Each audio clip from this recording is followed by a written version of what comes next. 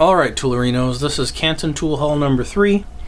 I'm going to go through hardware stuff I picked up first and then get into the tools. First thing is this bag of copper screws. They look copper, for 25 cents. Seems like there's a good 100 of them or so. And you can see here they have kind of a square head and like flat across the corners. They are not Phillips, they are flathead. So there's some sort of decorative copper screws. I'm not sure what I'll use them for, but I thought it could be possible to use the lathe and turn them down into rivets or something in the future if I should need some copper rivets. And the next item is a package of these self-tapping sheet metal type screws. And for 45 cents, I couldn't pass that up. I had to buy some of these recently for some gutter guard I was putting up, and I was shocked at the price, you know, for a package of 8. So for 45 cents, I couldn't pass that up. Next, for 15 cents, I got a little package of 3 nice big brass style hooks with a little decorative bit on them. That will probably come in handy for the keyboard challenge. Maybe add some more hooks to my keyboard.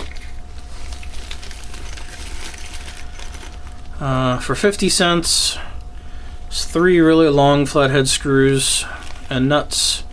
There again, these things are just really expensive these days, and I thought, well, if it's too long, I can always cut it shorter to fit a project.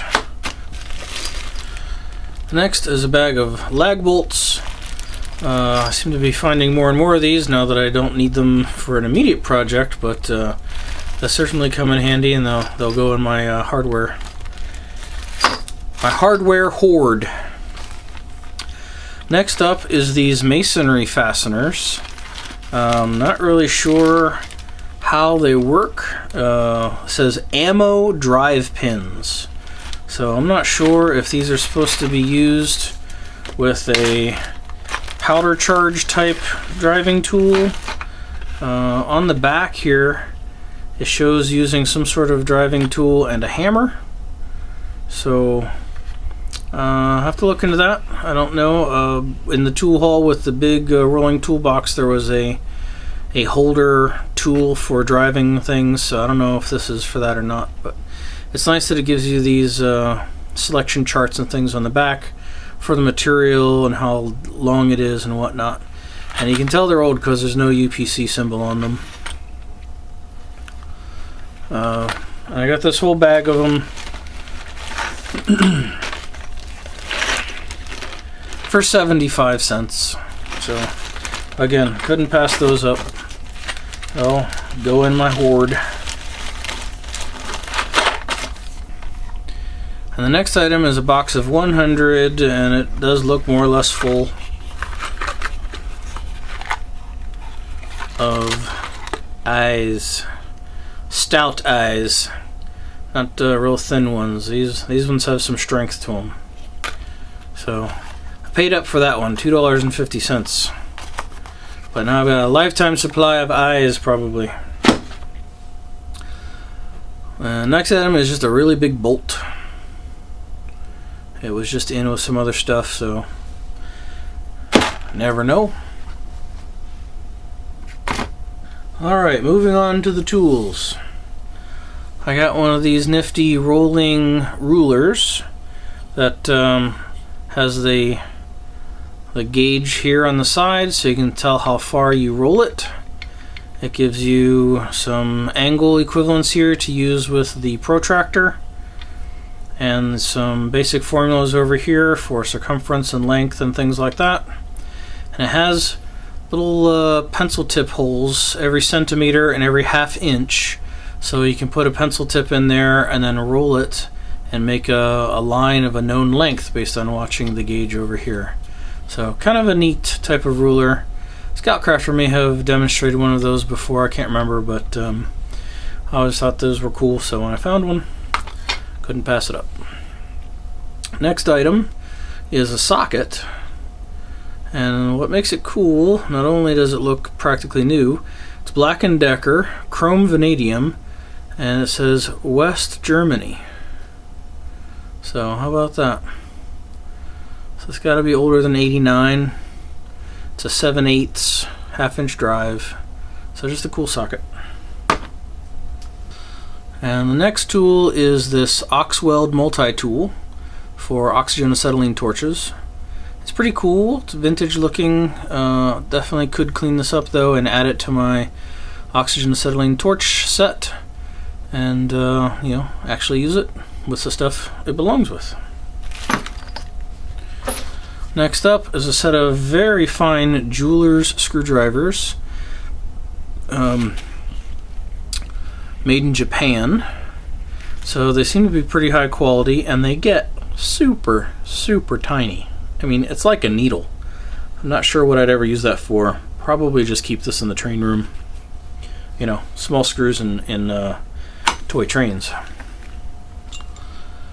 And next up is a couple of these old wrenches. This one says Ford USA. This one doesn't say anything, but they've been modified. The Ford has had this opening, you know, ground out, and then this one has been had the sides ground off to make it fit into a tighter spot.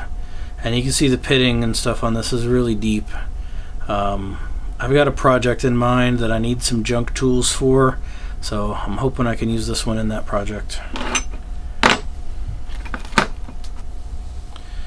Next up is this Schrader valve tool for, you know, bicycles and lawn tractors and everything that has a Schrader valve in it.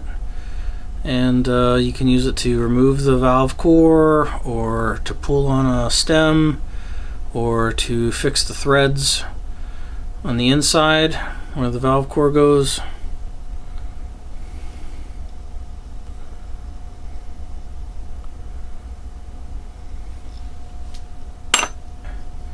Next up is this KD Manufacturing Company tool.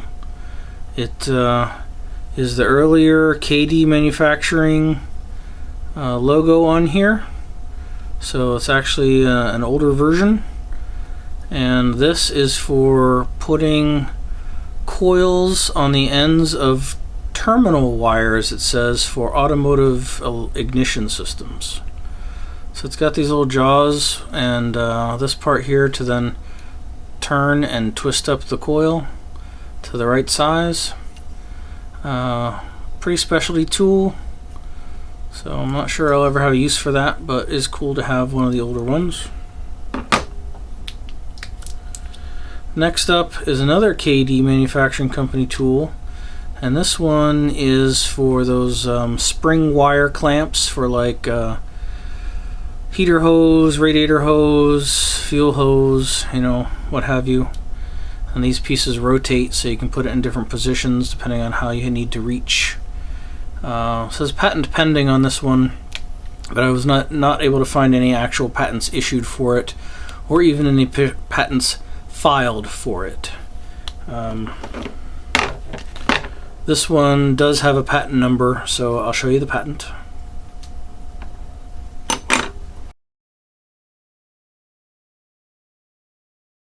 Next up, I was channeling my inner scout crafter, and I bought a hammer. It's an older style with the very steep hook on the back. The head's a little loose on the handle, and the handle has seen better days. It's got a little bit of a crack here, but I think I would like to do is, it's a little long. I think I can drop this head down a good inch and try to put this damaged part inside the head and just shorten the hammer a little bit. And I channeled my inner scout crafter a little bit more. This was just a nice hammer. I liked the handle being the hexagon shape, and the head was in pretty good shape, and it's got the hexagons around here, and it says in the handle here bluegrass. So the logo here is a little bit hard to see, but Belknap Bluegrass trademark Louisville. So I don't know much about that company, but that seemed like a nice hammer. The head is not loose, and it could just use a nice cleanup. There's a crack on the back here, but it's like a flake. I think if I lift that up and glue it back down, it'll be fine. It's not the strong part of the handle. It's just kind of a thin chip off the back there.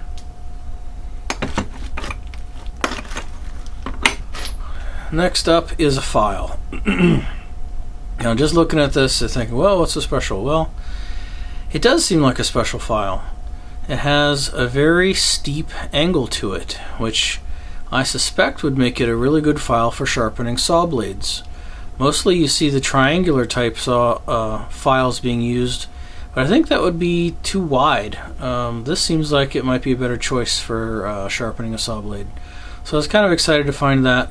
There's no markings on it. It may be, you know, foreign made or whatever, but it's what I have. So if I ever get around to sharpening a saw, then this is what I'm going to use to try to do it. And finally, I got this set of 3 clamps in this bag, and they were $4.75. And I see this clamp on here, and I think, well, that's one of those kitty clamps. But these other 2 look like they might be interesting, so I decided to take a chance on them. And you know, it's $4.75, and boy, am I glad I did. So there's the kitty clamp, you know, for one of those little tool kits. And then I got this one, which is very unusual. It has a rounded bump here at the bottom, and when you close this all the way down, the clamp does not come all the way together. So it seems like it's for clamping a specific thing, or at least clamping something to a table that has some significant thickness to it. And the rounded part could be on the bottom, where it would make a divot, but you wouldn't see it. So I don't know if anyone else out there knows what that clamp would be used for and why it's got the bump at the bottom here. Let me know in the comments. There's no markings on it, none at all, none that I could find. So it's a mystery.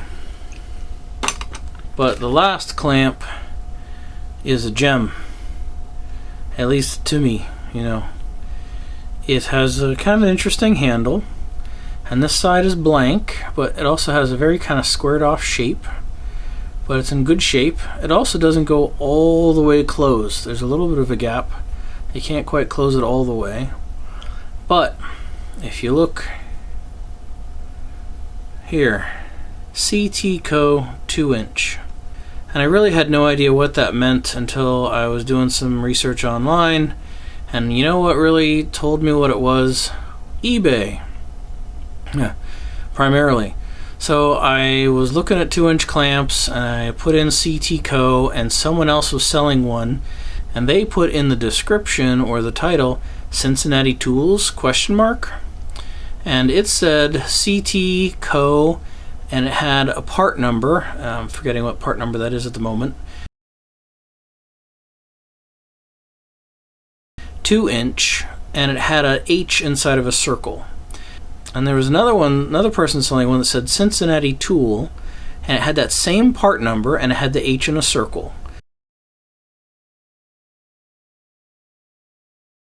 And so I found the research on that, and it said that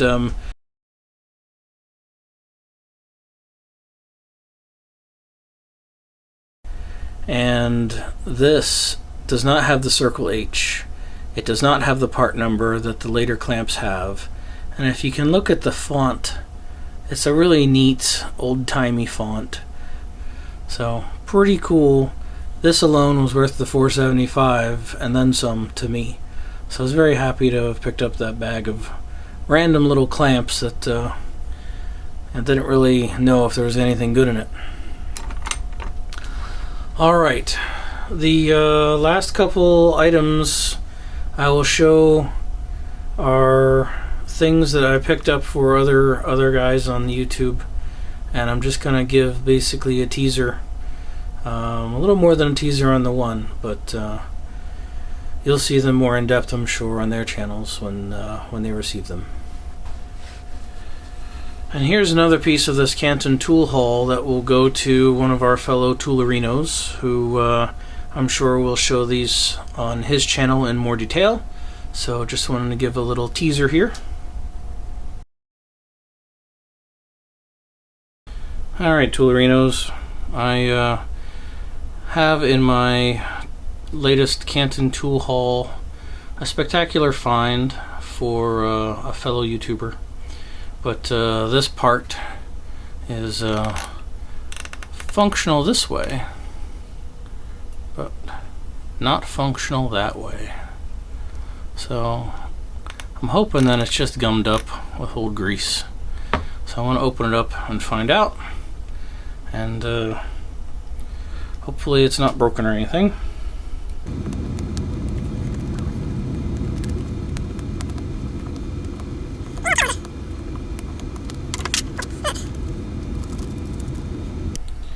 Well, the screws sure are sticky, so that's a good sign. I actually put a little alcohol around the moving parts, hoping it would loosen it up, but yeah, that was a little bit of wishful thinking, I think.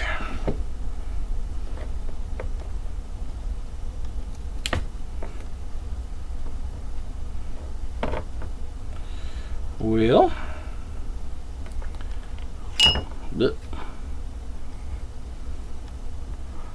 whew, that is some nasty, disgusting, sticky grease. Alright, well, I'll clean that out and put a little fresh grease in it, or at least oil or something. I'm not doing a complete restoration on this. I don't want to take that joy away from who's going to receive it, but at least it'll be in functional state when he receives it. Whew. Alright, toolerinos, that was a rough one. That was the nastiest grease I have ever come across. And I've seen some pretty nasty stuff.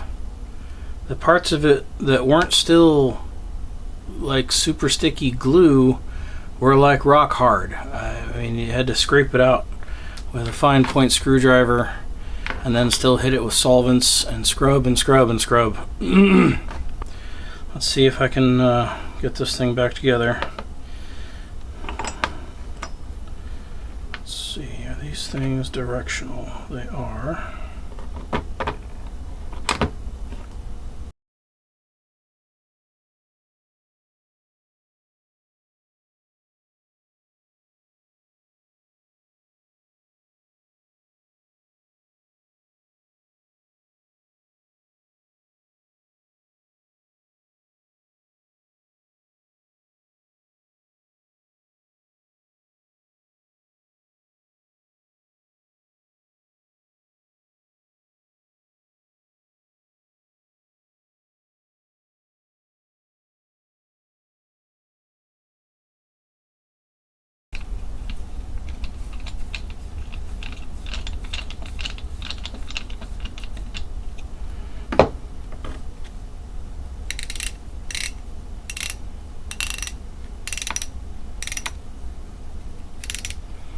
Oh yeah, like oiled butter.